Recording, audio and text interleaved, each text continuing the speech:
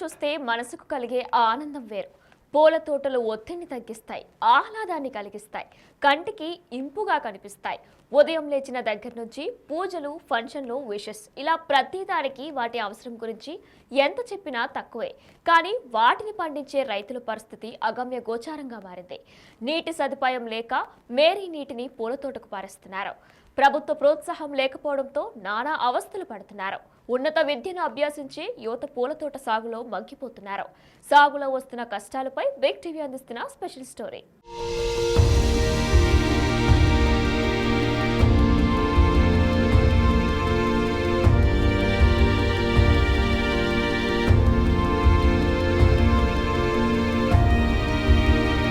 విజయనగరం జిల్లా గరివిడి మండలం బొండపల్లి గ్రామమంతా పూల తోటలు సాగు చేస్తూ జీవనం సాగిస్తున్నారు. చదువుకున్న యువత నుండి పెద్ద వయసు వారి వరకు అందరికీ వివిధ రూపాల్లో పూల తోటలే జీవనాధారం. బంతి, చామంతి, కనకాంబరం, గులాబీ పూలను సాగు చేస్తున్నారు. కానీ ఒకరిపై ఆధారపడకుండా తమ పని తాము చేసుకునే రైతులకు ప్రభుత్వం నుంచి ఎలాంటి సహకారం అందటం లేదు.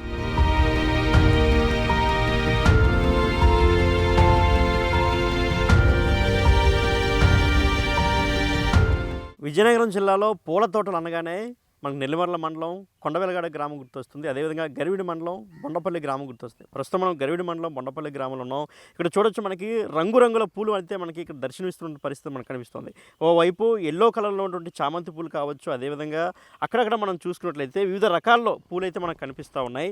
మరోపక్క మనం చూసుకున్నట్లయితే ఇంకోవైపు అక్కడ చూడొచ్చు, వైట్ కలర్లో ఉన్నటువంటి చామంతి పూలు మనకు కనిపిస్తూ ఉన్నాయి.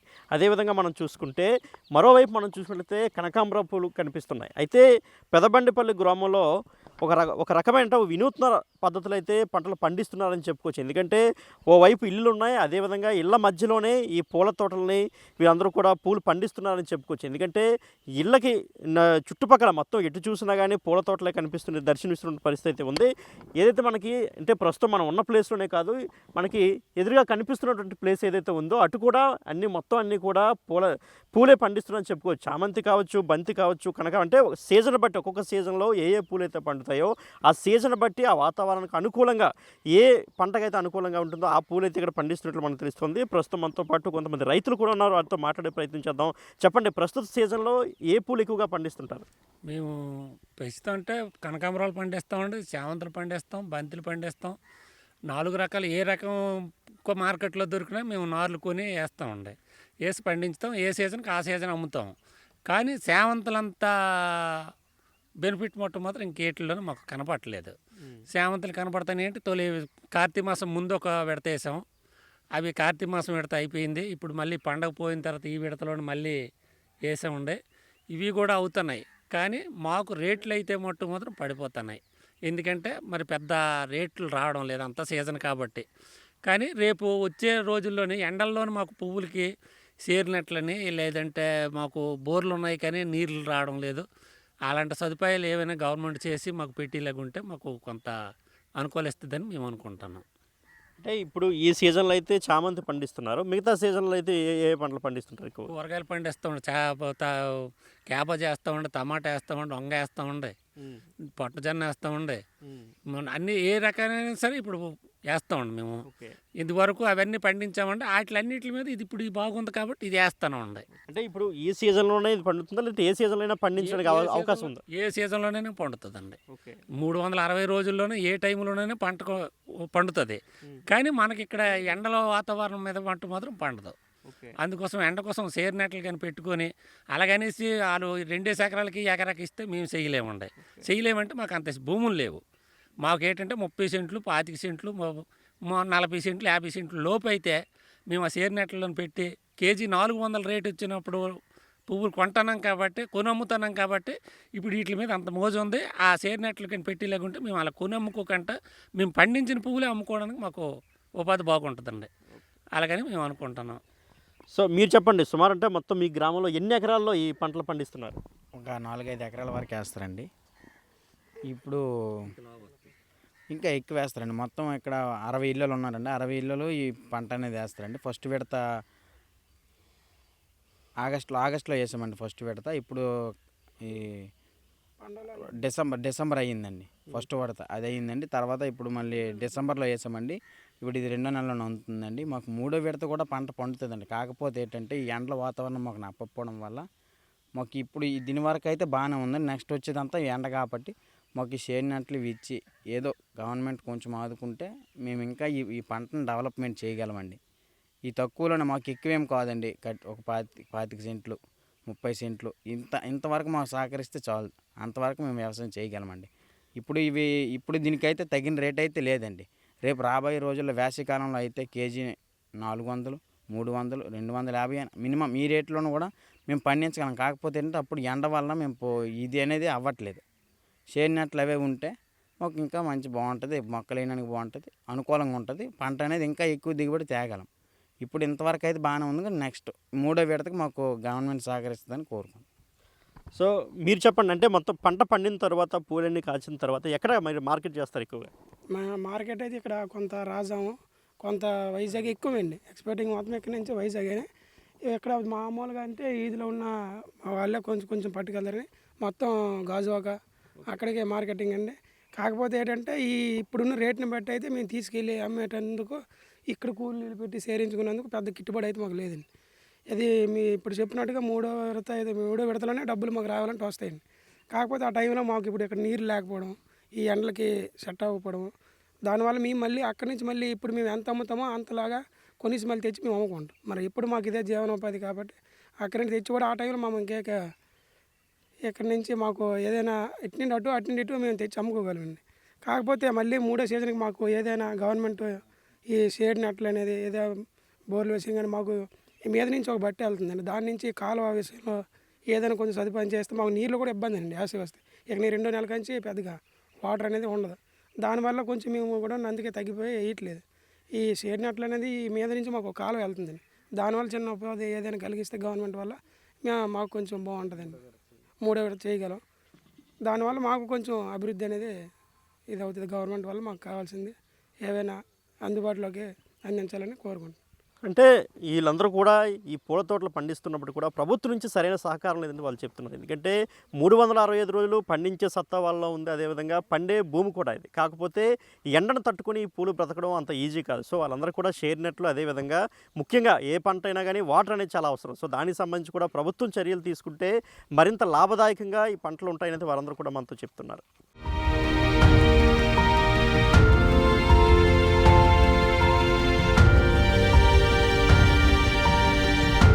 ఉద్యోగ ఉపాధి అవకాశాలు లేక యువత చదువుకుని కూడా పూల తోటలపైనే ఆధారపడి జీవిస్తున్నారు. ప్రభుత్వాలు మారుతున్నా తమ ప్రాంతానికి ఎలాంటి పరిశ్రమలు రావటం లేదని ఆవేదన వ్యక్తం చేస్తున్నారు. పోనీ ప్రభుత్వ ఉద్యోగాల నోటిఫికేషన్లు ఉన్నాయా అంటే అవి కూడా లేకుండా పోవటంతో పూల తోటల పని చేసుకుంటూ బ్రతుకు వెళ్లదీస్తున్నారు. అదేవిధంగా మనం చూసుకుంటే ఈ పంటలు ఎక్కువగా యువత ఎక్కువగా మనకు కనిపిస్తున్నటువంటి పరిస్థితి అయితే ఉంది. సో ఏంటి వీళ్ళందరూ కూడా అసలు చదువుకున్నారా లేదా, ఏం చదువుకున్నారు, ఎందుకు దీనిపైన ఆధారపడి జీవిస్తున్నారు కూడా ఒకసారి వారి మాటలో తెలుసుకునే ప్రయత్నం చేద్దాం. చెప్పండి, ఎక్కడ చూసినా కానీ యువత ఎక్కువగా కనిపిస్తున్నారు ఈ పూల తోటల పంటల్లో కూడా. సో ఏంటి కారణం?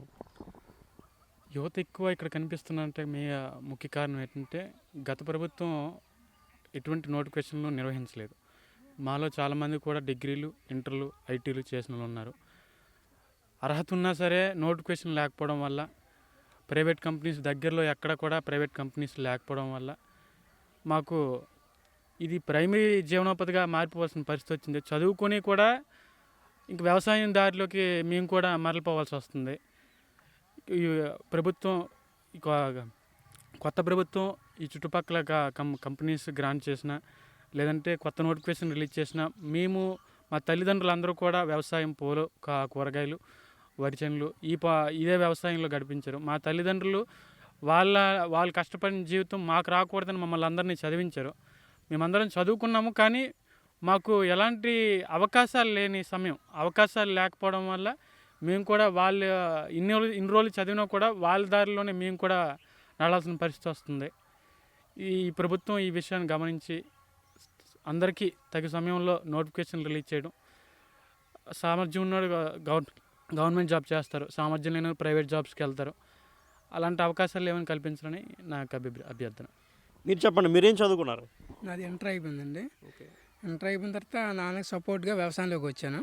అంటే అక్కడ నోటిఫికేషన్ లేకపోవడం వల్ల మళ్ళీ నెక్స్ట్ ఏంటంటే అదే కోచింగ్ సెంటర్కి వెళ్ళి తిరిగి అవన్నీ చేసి నాన్నకు సపోర్ట్గా వచ్చేసాను. మరి ఎందుకని అక్కడ నోటిఫికేషన్ లేకపోవడం వల్ల ఇక్కడికి వచ్చిన తర్వాత ఏంటంటే మెయిన్ రీజన్గా వాటర్ ప్రాబ్లం. వాటర్ 400 అడుగులు కొట్టినా వాటర్ లేకపోవడం వల్ల ఏంటంటే వ్యవసాయం అనేది చేయలేవడం కష్టంగా ఉంది. దానితో డ్రిప్ వేసుకుంటున్నాం. డ్రిప్ కూడా సబ్సిడీ అంత పెద్దగా లేకపోవడం, అదే ఎకరాకి 2 ఎకరాలకి ఇస్తే మనం వేయలేకపోవడం.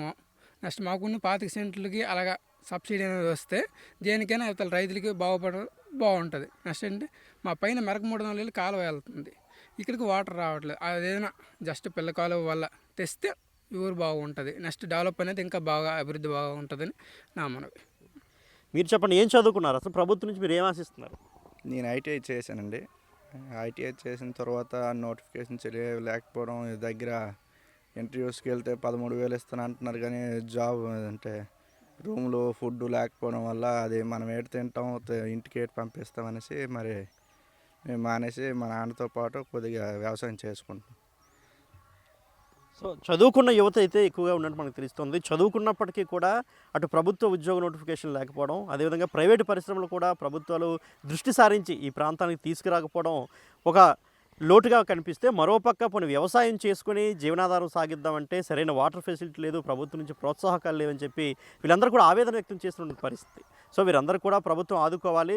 ఓవైపు ఉద్యోగ నోటిఫికేషన్లు, అదేవిధంగా కంపెనీలు తీసుకొచ్చి వీళ్ళందరికీ ఉపాధికి మాత్రమే కాకుండా రైతులకు ఏదైతే ఈ పూల తోటల మీద జీవిస్తున్నారో వీళ్ళందరూ కూడా అటు వాటర్ కావచ్చు, షేడ్ నెట్స్ కావచ్చు, అన్నీ కూడా ప్రభుత్వం నుంచి రావాలని మనం కూడా ఆశిద్దాం. మరికొంతమంది రైతులు నీటి సదుపాయం లేకపోవడంతో మురుగు కాలువల నీటిని పంట సాగుకు వినియోగిస్తున్నారు. గ్రామంలో ఉన్న మురుగునీటి కాలువల నీటిని ఓ చోట చిన్న ఆనకట్టలా వేసి స్టోర్ చేసుకుని మోటార్తో తోడుకుంటున్నారు. దగ్గర్లోనే వేగావతి నది ఉన్నప్పటికీ తమ గ్రామానికి నీటిని అందించడంలో ప్రభుత్వాలు చొరవ చూపటం లేదని రైతులు ఆవేదన వ్యక్తం చేస్తున్నారు.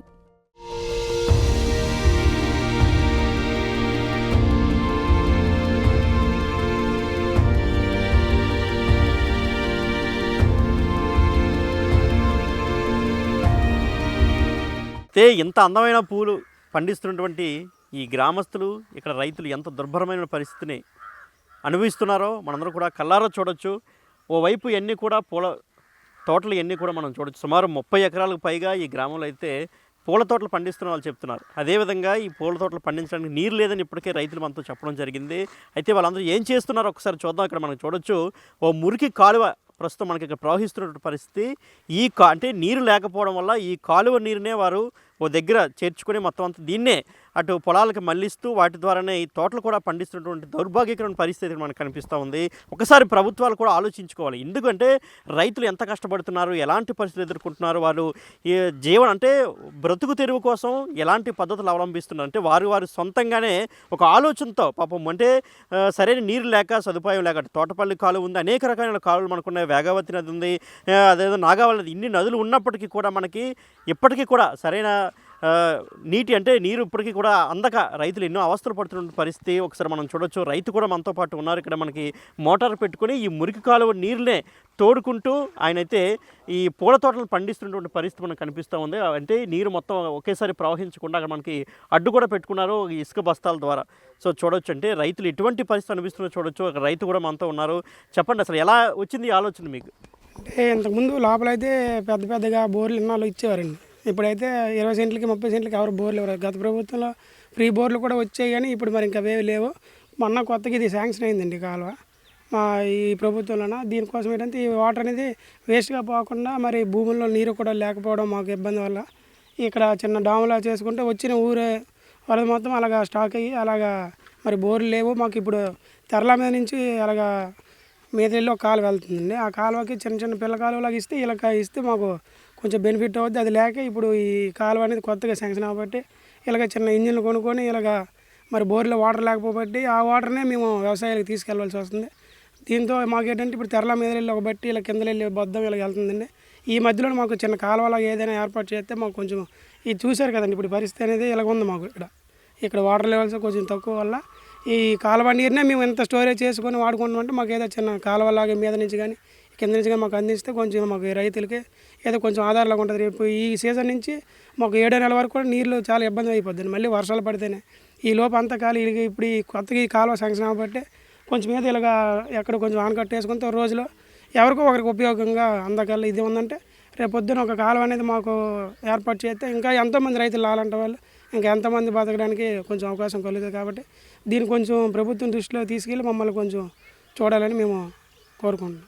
సో ఇది అంటే అటు నదులు ఉన్నా కానీ అదేవిధంగా ప్రాజెక్టులు ఉన్నా కానీ వాటర్ రాకపోవడం వల్ల ఇటువంటి పద్ధతిని అవలంబించాల్సి వస్తుందని వారందరూ కూడా ఆవేదన వ్యక్తం చేస్తున్న పరిస్థితి.